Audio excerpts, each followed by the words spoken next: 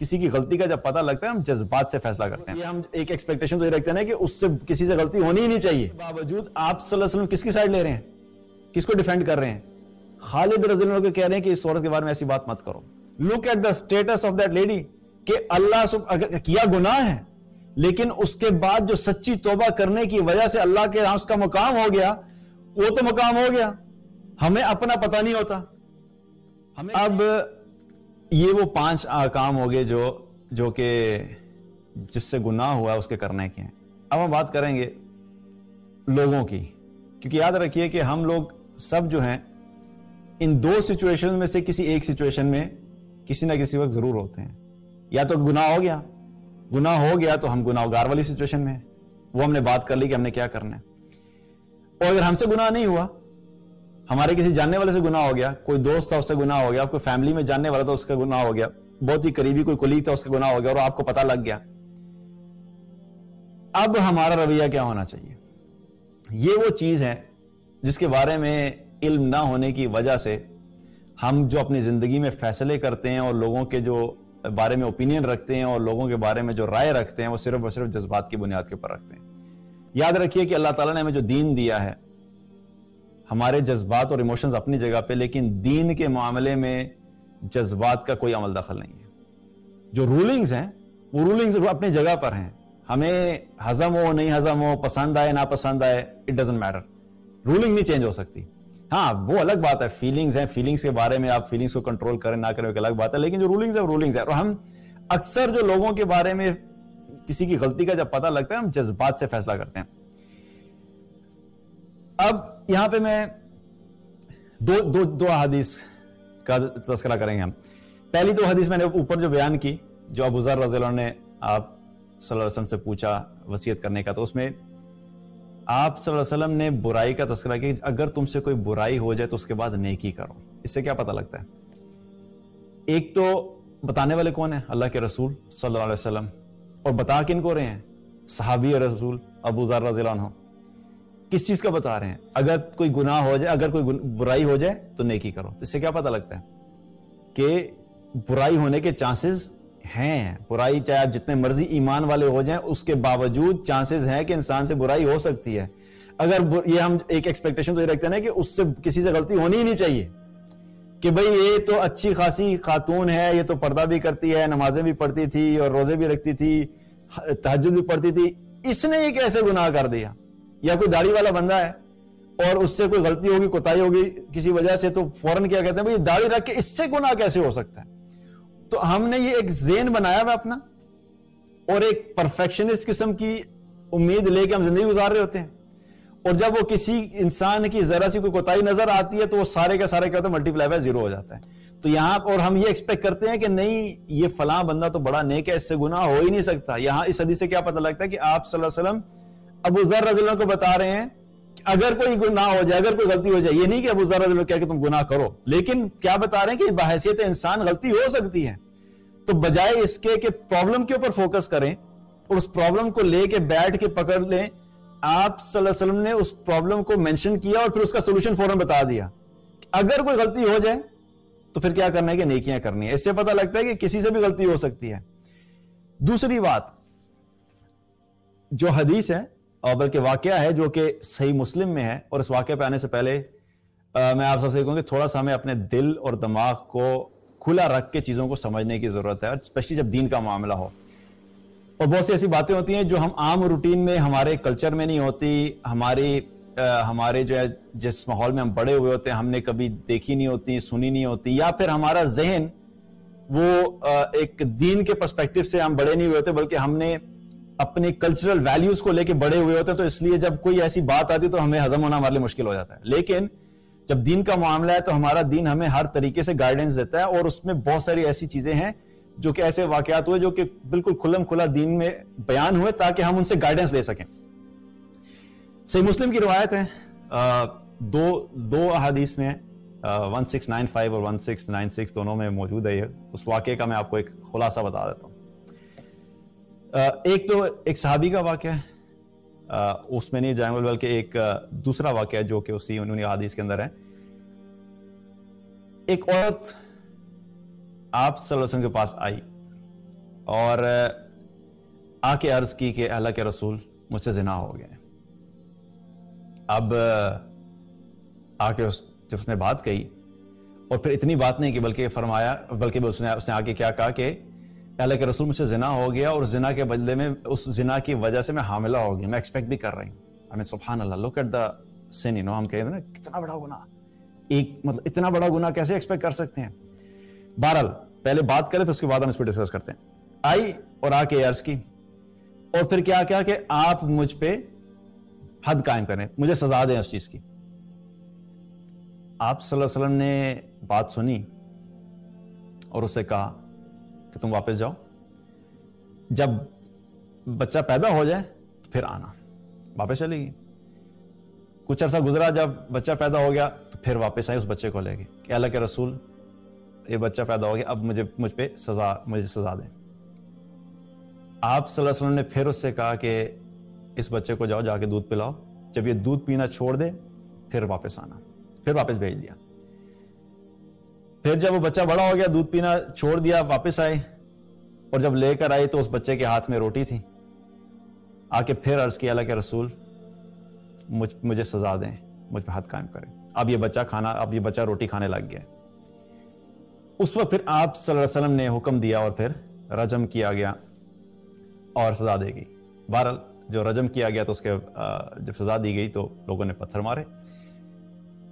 وہاں پر پتھر مارنے والوں میں خالد بن ولید رضی اللہ عنہ بھی موجود تھے. انہوں نے بھی مارا پتھر، اور مارنے کے بعد اس عورت کو برا بھلا کہنے لگ گئے. جو خالد بن ولید رضی اللہ عنہ اس عورت کو برا بھلا کہنے لگے کہ بھئی اس نے کیا کیا، اتنا بڑا گناہ کر دیا، یہ کیا حرکت کی. جو کہ ایک نیچرل ریئیکشن ہوتا ہے جب ہمارا پرابلم کیا ہوتا ہے نا کہ جب کسی کے گناہ کا پتہ لگتا ہے تو ہم اتنے متقی پرہیزگار بن جاتے ہیں اور اس بندے کے اوپر ایسے چڑھ جاتے ہیں کہ اس سے بڑا گناہگار ہے ہی نہیں. ٹھیک ہے گناہ اس نے کیا لیکن ہمارے ریئیکشن اس کو مار کے رکھ دیتے ہیں. بہرحال خالد رضی اللہ عنہ نے بھی بات کہی.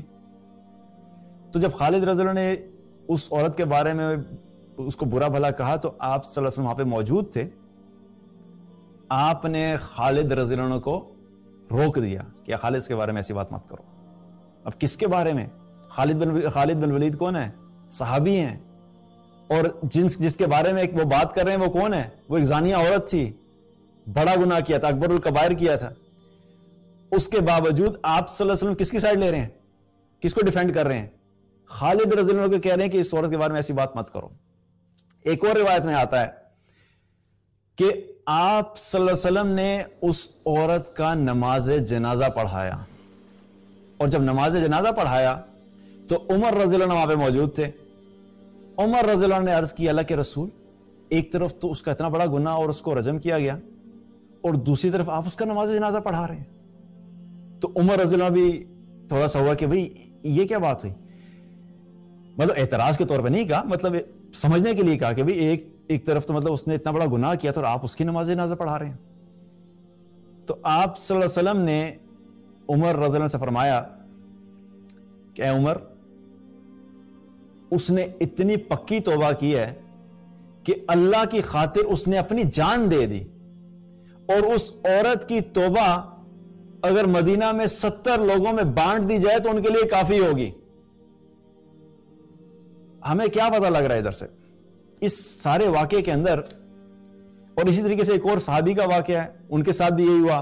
وہ بھی جو ان کو بھی جب رجم کیا گیا تو ان کے بارے میں کیا فرمایا کہ اس نے جو توبہ کی ہے اگر اس کی توبہ کو کسی ایک امت میں بانٹ دیا جائے تو اس پوری امت کے لیے کافی ہوگی. یہ دونوں کیسز کیا ہیں؟ زنا کے کیسز ہیں. لیکن ہمیں کیا پتہ لگتا ہے؟ پہلی بات، یہ واقعہ کس وقت ہو رہا ہے؟ رسول اللہ صلی اللہ علیہ وسلم کی موجودگی میں. آئیڈیل ٹائمز ہم کہتے ہیں نا کہ آئیڈیل دور تھا، جو کہ واقعی آئیڈیل دور تھا.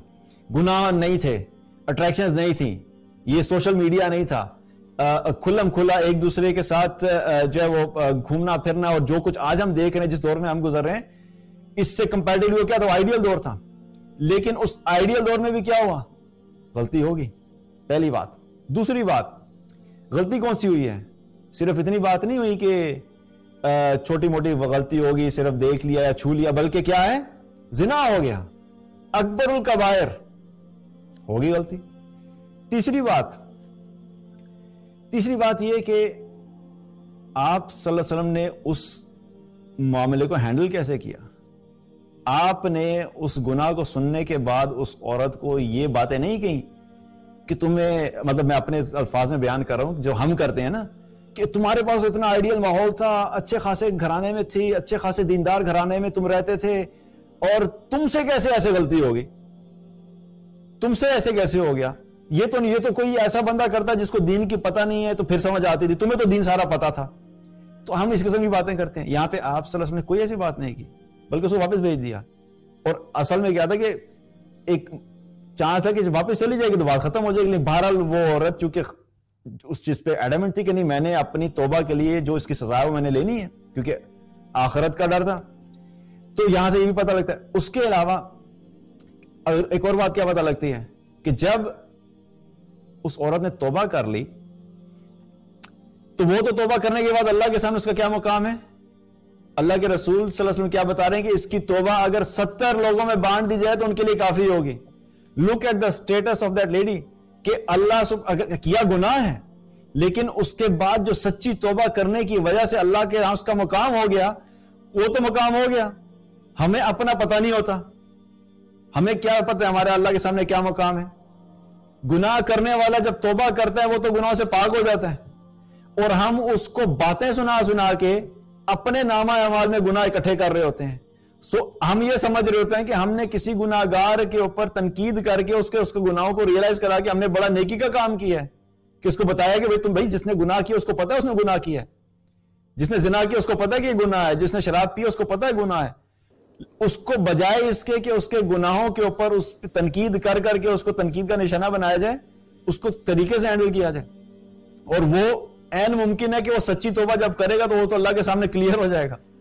اور ہم اپنی نیکیوں کے اوپر مطمئن ہو کے اپنے آپ کو نیک متقی پرہیزگار سمجھ کے ہم وہیں پہ کھڑے ہوئے ہیں, تو ہمیں نہیں پتا کہ ہمارا سٹیٹس اللہ کے سامنے کیا ہے. اس لیے بہت امپورٹنٹ ہے کہ ہم نے ایسی سچویشنز میں ہمارا ری ایکشن کیا ہونا چاہیے. کیونکہ اکثر کیا ہوتا ہے, جو میسج آتا ہے ان میں سے یہ بھی ہوتا ہے کہ خاص طور پہ اولاد سے ریلیٹڈ بہت سے لوگ پریشان ہوتے ہیں. اور ریسنٹلی مجھے ایک میسج آیا اور جس میں سسٹر نے لکھا تھا کہ میرا بیٹا ہے اور ہم نے اس کی بڑی اچھی تربیت کی, پتہ نہیں 14 یا 15 ایئرس کا اس کی ایج ہے, وہ نمازیں بھی پڑھتا تھا, لوکل حلقہ جو ہے ان میں بھی جایا کرتا تھا, اور وہ بڑا اچھا بچہ تھا. اچانک ہمیں پتہ لگا کہ اس کی کوئی گرل فرینڈ ہے, کسی لڑکی کے ساتھ اس کی دوستی ہے, اور اب ہم بڑے اپسیٹ ہیں. اور وہ یہ ہم نے اس کو بڑا سمجھایا, بہت ساری چیزیں تھیں.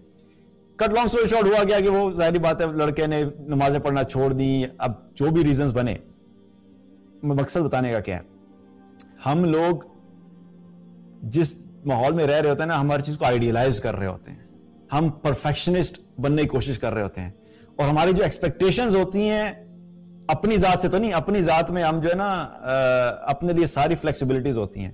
کیونکہ یاد رکھیے کہ گناہ بھی ہم نے نا اپنے پک کیے ہوئے ہیں.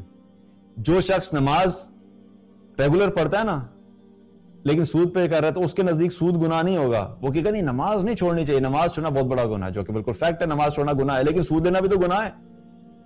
اور جو عورت 5 وقت کی نماز پڑھتی ہے لیکن پردہ نہیں کرتی تو پردے کے بارے میں بات نہیں کرے گی. وہ کہے گی نہیں نماز نہیں چھوڑنی چاہیے, نماز بہت انپورٹنٹ ہے, قرآن پڑھنا چاہیے, ذکر و اذکار کرنے. پردے سے کیا فرق پڑتا ہے بھائی, پردہ بھی نہ کرنا بھی گناہ ہے. تو ہر ایک نے ہم نے اپنے گناہ کچھ پک کیے ہوتے ہیں جو ہماری نظر میں گناہ ہوتے ہیں. روزانہ کی بنیاد کے اوپر غیبت ہو رہی ہوتی ہے, غیبت کو گناہ نہیں سمجھتے ہم. غیبت کبیرہ گناہ ہے, بلکہ یہ اتنا خطرناک گناہ ہے کہ اس گناہ میں جس کی غیبت کی گئی جب تک اس سے معافی نہ مانگے جائے معاف بھی نہیں ہوتا. اگر کسی شخص نے کوئی چیز حرام دیکھ لی اس کو تو ہم بہت بڑا گناہ سمجھتے ہیں.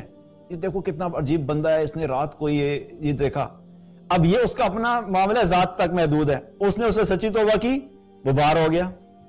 اب اس کو اور کسی سے تو معافی مانگنے کی ضرورت نہیں, لیکن سارا دن غیبت چلتی رہے گی. آپ سوچیں کتنے لوگوں کی ہم غیبت کرتے ہیں بیٹھ کے اور اس کے بعد توبہ بھی نہیں کرتے, اور ہم یہ مطمئن ہوتے ہیں نہیں جی ہم تو بالکل ٹھیک ہے, پرہیزگار ہیں, ہمارے اندر کوئی غلطی نہیں. یہ دیکھو فلاں شخص نے یہ غلط چیز دیکھ لی تھی, یہ اس کے اوپر وبال آ گیا. مقصد بتانے کا کیا ہے کہ ہم سب کو ان ساری سچویشن میں, چاہے ہم گناہ کرنے والی کیٹیگری میں آ گئے یا ہم ایسی سچویشن میں جہاں پہ کسی گناہگار سے ہمارا واسطہ پڑ گیا، جس سے غلطی ہوگی، دونوں صورتوں میں ہمیں ہمارا دین گائیڈ لائنز دیتا ہے. تو جو پہلی بات کی کہ گناہ گار ہونے کی صورت میں کیا کرنے کی ضرورت ہے، وہ سب ہمیں وہ کرنی ہے.